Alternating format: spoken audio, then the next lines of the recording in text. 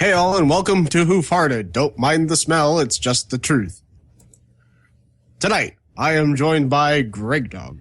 Hello, I am one of two other people not named Treebeard here. Yay. I am also joined by TG, the other guy not named Treebeard. Hello, that is me. I am TG. How are you? You can't answer because you're not here. Man, we are hooking in those viewers fast, I know. Oh, yeah. Mm-hmm. And I am the guy who's named Treebeard, speaking sort of live from San Diego. San Francisco. Yes. At the site of San Diego Comic-Con, which I'm not actually going to. Tonight we discuss pony and pony accessories, and for once we actually broke the mem meter. Greg, throw in some Price is Right victory music.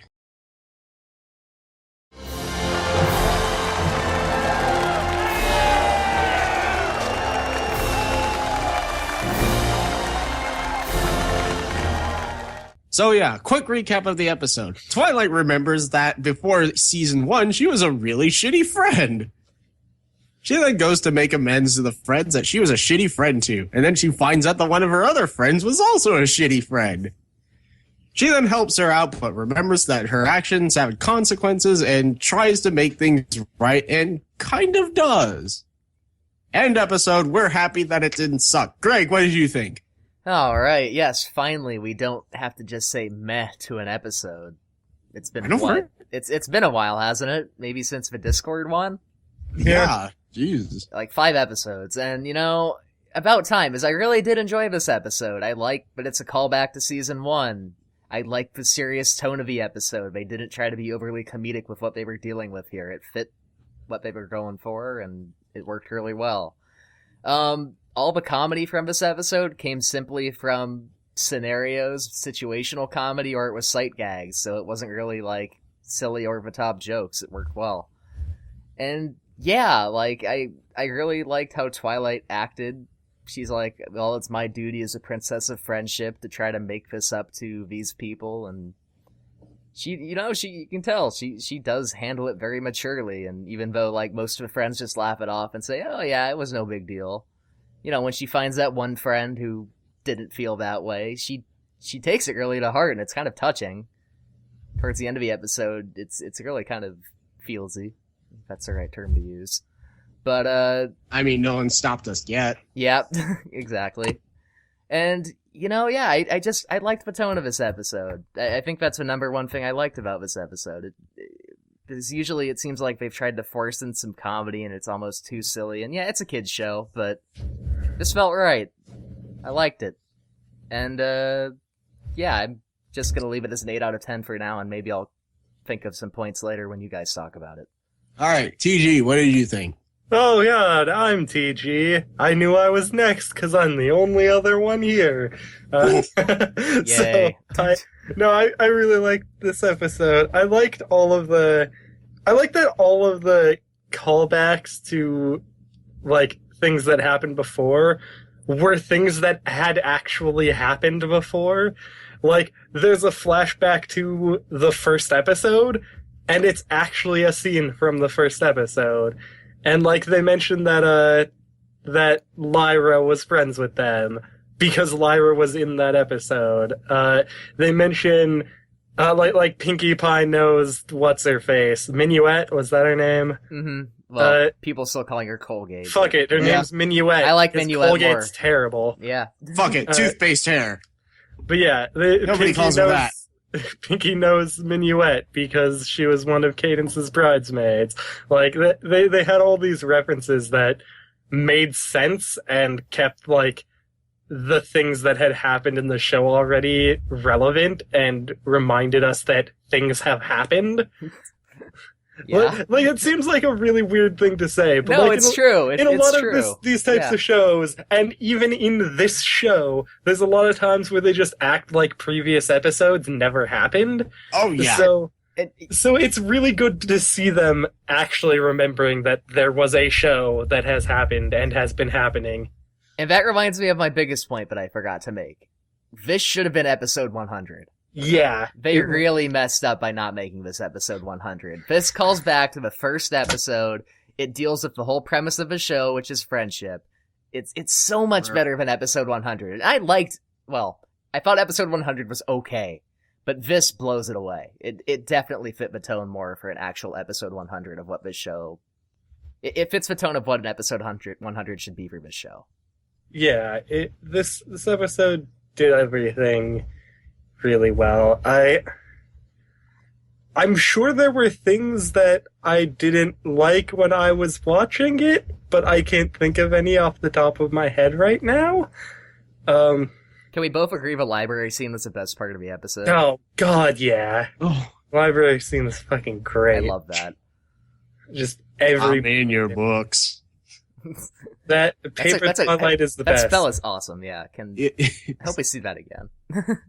I just want to see fan art of, like, all of the main six as paper forms, because that would be rad.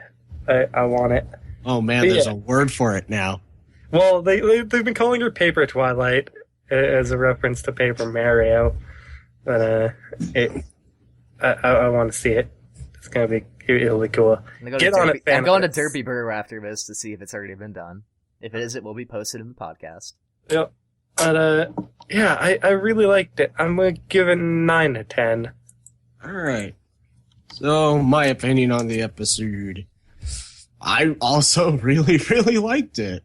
I love the fact that it explores the idea that actions have consequences. I love the fact that Twilight goes out of her way to try and deal with those consequences. I love the fact that the show remembers that, hey, things happened before, didn't they? Because, yeah, you do take it. Sometimes you kind of forget that in a lot of these shows, they'll kind of completely ignore things that happened before. You know, like a certain yellow horse creature being averse to social interaction. What are you talking about? Are you saying It's Fluttershy nothing is shy? Oh, it's nothing important. I'm sure they'll never bring it up again. Haha. haha. But yeah, So, Moon Dancer's eyebrows, apparently they're hereditary. God. And I love how they used her as a foil for Twilight, kind of saying like, hey, what would happen if she decided she didn't give a shit about socially interacting with other horse creatures? Mm-hmm. Went, fuck that shit. Well, we kind of see what would happen. So yeah, pretty simple. I give it a 9 out of 10. Wow, I gave a low score. Well, You are grump dog. an 8 out of 10. How horrible, I know. Yeah. That comes out to an 8.66 off the top of my head, because... And honestly, I can't think of anybody in the group through the Skype calls who would say that they didn't like it. Yeah, I don't think anyone disliked it. Yeah, we're kind of short staffed tonight, if you can't tell. But, yeah, everyone else liked it, so good episode. Very good. And holy All shit, right. we actually made it through our episode recap in under 9 minutes. That's Jesus. That's amazing. cool. We'll make it What through this else do podcast we- under half an hour. Yeah, I would guess. Well, What we got else do another- we have to talk about. Oh, we do have another topic. This one has been brought to us by Mr. Doughboy123.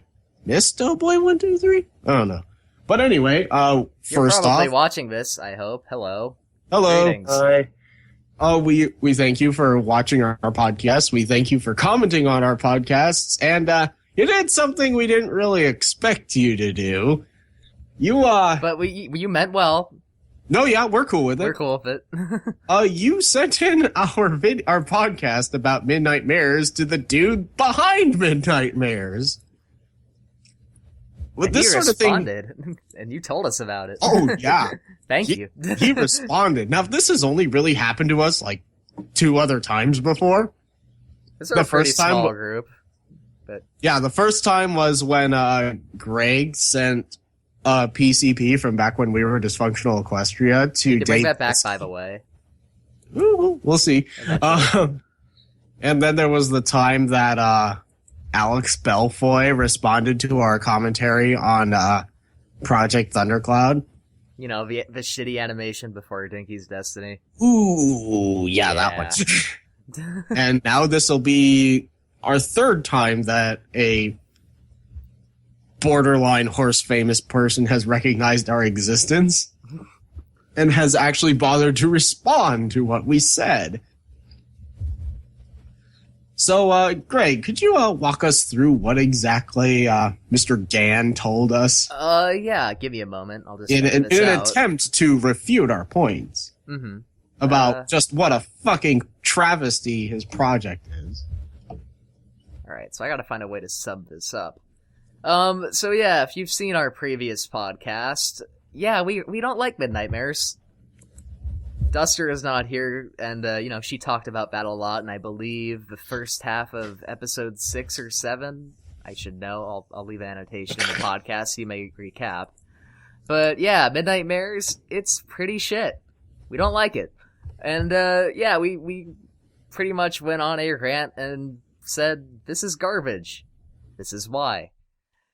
Okay, so one of our main points was that we said, okay, he's trying to pitch this out to other networks. He mentions it directly in the Kickstarter.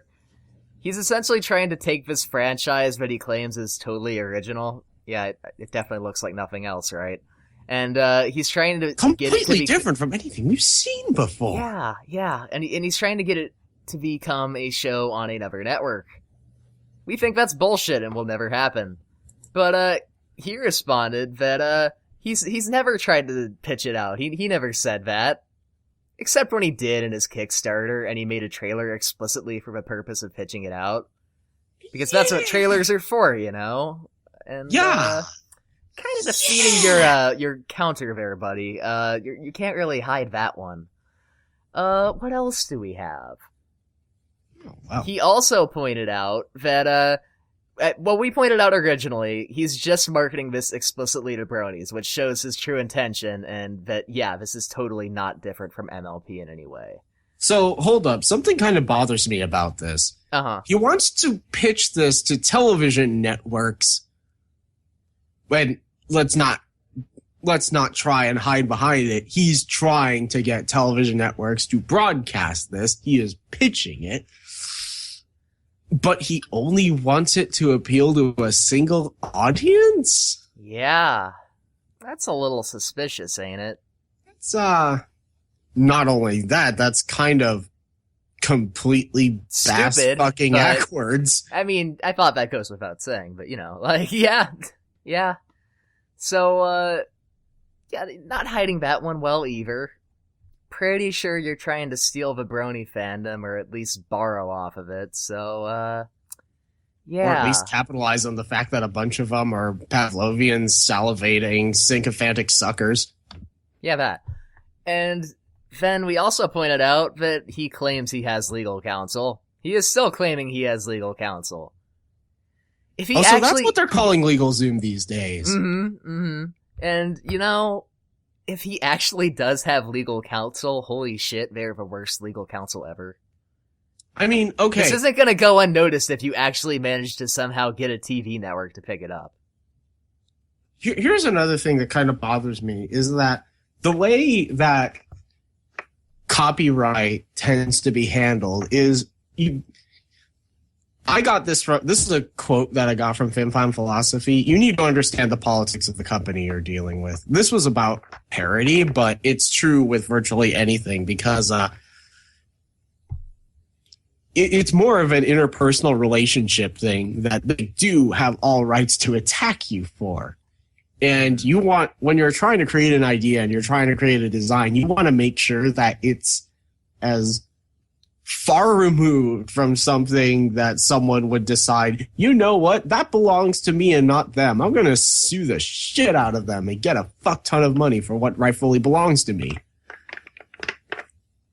And, Hasbro has not shied away from C&D'ing people. Yeah, if you're in a brony fandom, you already know that. You've seen who's been C&D'd. And there have been people that have done far less than what Mr. Gann is trying to do. Yeah, people have been... and they've been people caught. have been C&D'd for far less. Not even for making money off of this shit. Yeah. This dude is explicitly trying to make a profit off of this. Yeah. Which... And I still need to point out that trying to get the build-up materials for this, which should be something that he does on his own time, yeah, that's not something you ask people to fund. You ask them to fund after it's done. He claims, I've already donated, I think he said, 12,000 something to this project. But he's still asking for more. Pitch first, at least. Yeah, you've gotta go with the money you have, and then pitch for more money. Mm-hmm, Yeah, 12,000. mm-hmm. And granted, you could say, he made that trailer he had that trailer commissioned by, Duo Cartoonist. Can I reiterate my? But that wasn't a pitch trailer. You shouldn't make a trailer to get another pitch trailer. That's no. But yes. Also, I bring up in the previous discussion, I bring up my Burger King analogy again. Oh yeah, I fucking love that analogy. Is because it's going to be done by completely different animation teams, and he's asking you to give him money to see the menu at McDonald's, but he's actually showing you the one at Burger King. Mm-hmm. Just, there's nothing about this that adds up. Right. It's a mess. Which, off that final point, it's pretty explicit. This dude's a toy maker. He has made that known. I think, is it almost the first thing he mentions in the Kickstarter? Mm-hmm. It's in his Kickstarter bio, and that's at the top, I believe. Mm-hmm. That he owns a toy company, and before this whole Kickstarter thing started, he has gone around to conventions and sold MLP plushies at brony conventions. It seems very clear that he's just doing this for the toys. And something he responded to us with really solidifies that. I mean, it was already pretty clear before, but in his words, he asked originally, he had a Kickstarter before this one. He put up dollar amounts that he didn't research, because he admits he is not an animation expert. That is so irresponsible, I don't even know where to start. I mean, that hasn't been more obvious with him trying to get money for the pitch. Yeah.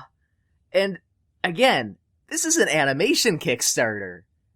You better do your fucking homework before you put up a Kickstarter asking for $250,000, buddy. That's what even? Come on. You clearly don't care about the actual animation itself. You're just I'll get some money. Then the toys will come later. Yeah. Yeah. So, there you have it, folks. This is Hoof Hearted's A Rebuttal. Rebut? Mm-hmm. Oh. It's funny because farts and butts are related. And, alright. Well, do we have any other topic? Unless TG, you have something to add to this, but... not really. You guys covered, everything, and we covered stuff last time, too. Horse news, fuck bail us out. Two horse. You know it's true. Oh, I guess we can talk about this quick. And I mean really quick, because there's really not much to say. Season 6 of MLP is confirmed for this year.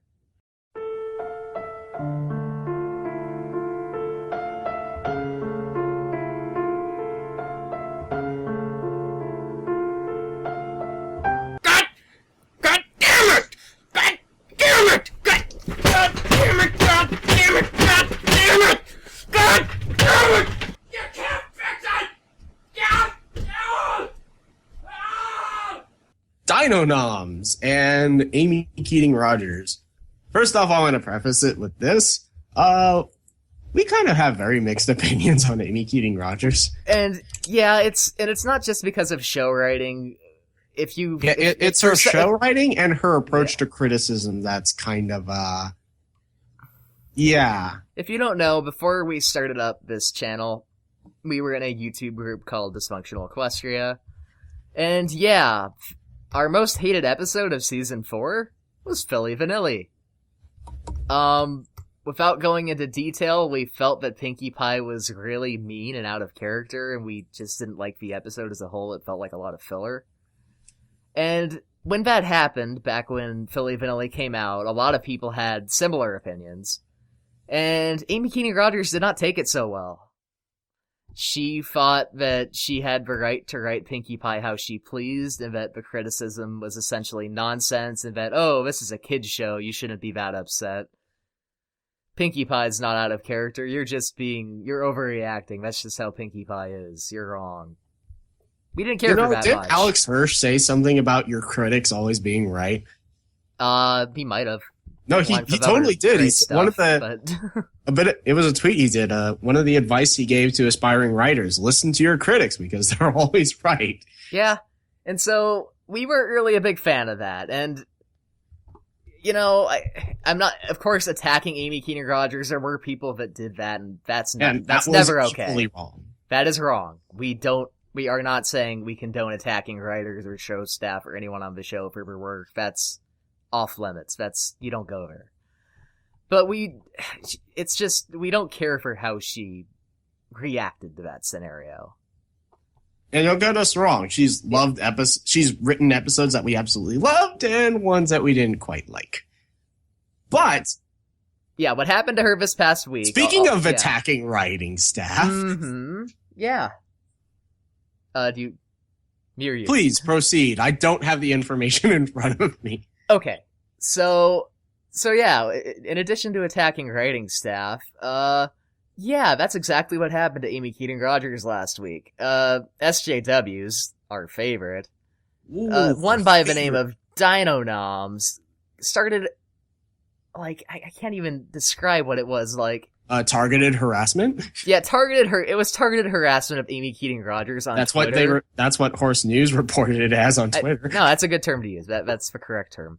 And yeah, she literally sent Amy Keating Rogers, by this point, she has sent hundreds and hundreds of tweets her way, claiming that Amy Keating Rogers is transphobic and hates, like, disabled people and all this horrible stuff.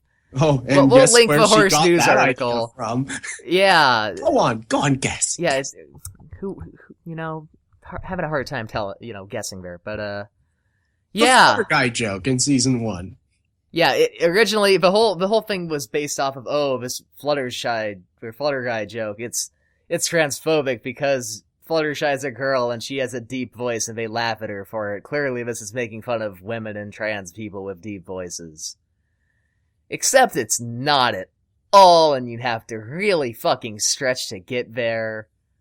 But this person thinks differently. Because not the least of which being that Fluttershy is not even remotely transsexual or transgender. That's kind of important, you would think. But again, does not matter to this person. Because they have an agenda, and they feel like they need to get offended at something. Right. And so, why not that thing be a children's cartoon? Right. And so again, I'll link the full couple Horse News articles. Yes, there's actually 3 of them at this point, just to show how many fucking tweets there are and how many people got involved. But essentially, the bottom line of this all is, Amy Keating Rogers, as much shit as we gave her for her handling of criticism, she handled this like a champ. She handled it perfectly.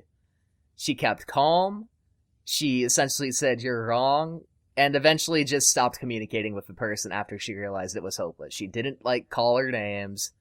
She didn't start saying, oh, stop attacking me. She stood strong, and it was, good for her. Yeah, good on her. That's all I really have to say. Good for her, yeah. And, yeah, no one should ever have to deal with this shit.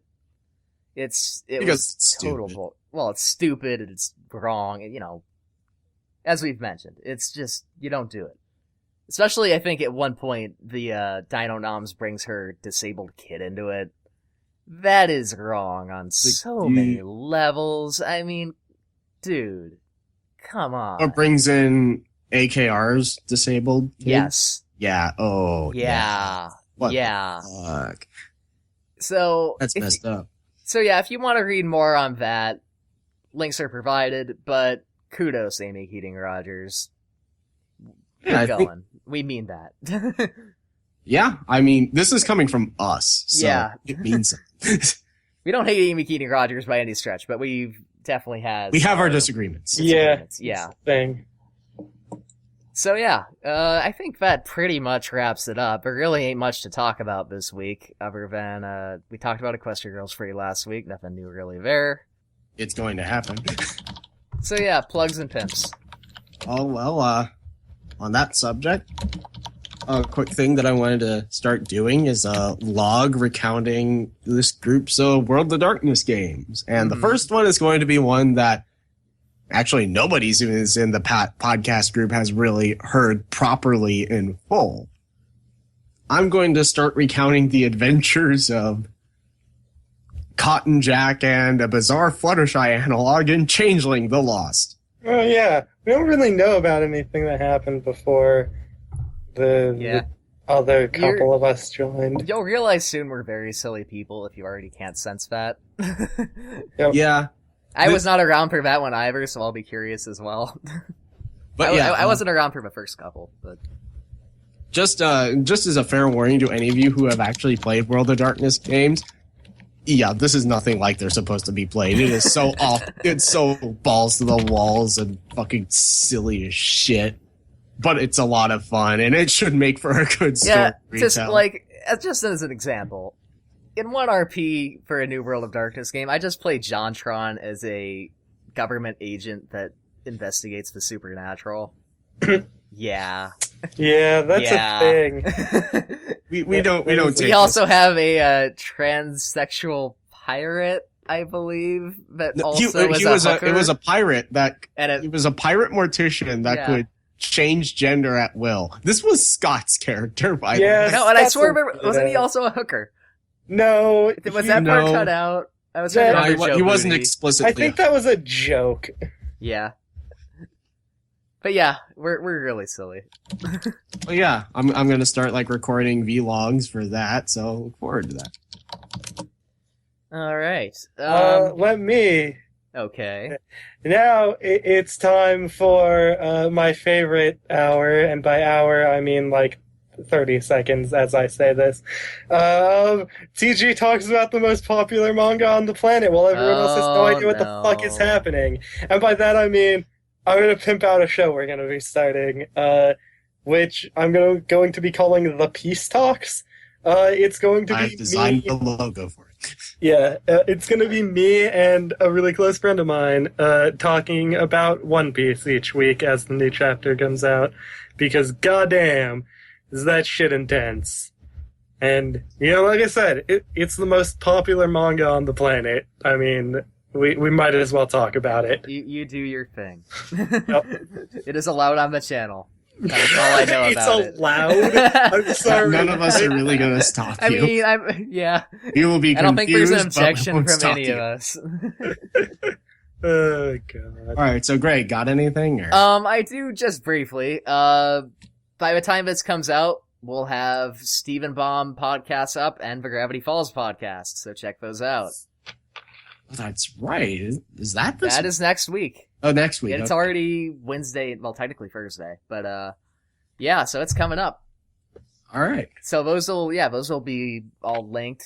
You should definitely check them out. We've had I think our Steven Universe podcast got good exposure thanks to Beat City Bugle. Thanks to them again. All right. And Gravity City Bugle. And Gravity Falls. React might not be out by the time this comes out, but we'll have a React for that and a podcast. It's a full 30-minute episode with no commercials, so holy shit, can't wait. Oh, yeah. And then finally, I guess since we were talking about this earlier, we brought up Star Wars Rebels in our last podcast, I believe, which is our Rebels podcast, if you can't tell. And I found out tonight that the new episode doesn't come out until fall 2015. Ugh. So if you're wondering, why didn't they ever follow up on that? Not our fault. We're Soon as it comes up, we're getting on. We're that constrained by Disney. We're not just waiting around. We are waiting around. We just can't do anything about it. On the upside, it gives me time to work on that title card. Indeed. Scott's a Jawa. Scott's a Jawa. I am a Yoda race. I'm a Twi'lek. And Treebeard is quite fittingly the Emperor. Or Sith Lord that looks like the Emperor. He's just the Emperor. I fly through the air like a Roomba. Yes. Fucking Battlefront. We should Anything record else? Battlefront. Yeah, we can record Battlefront.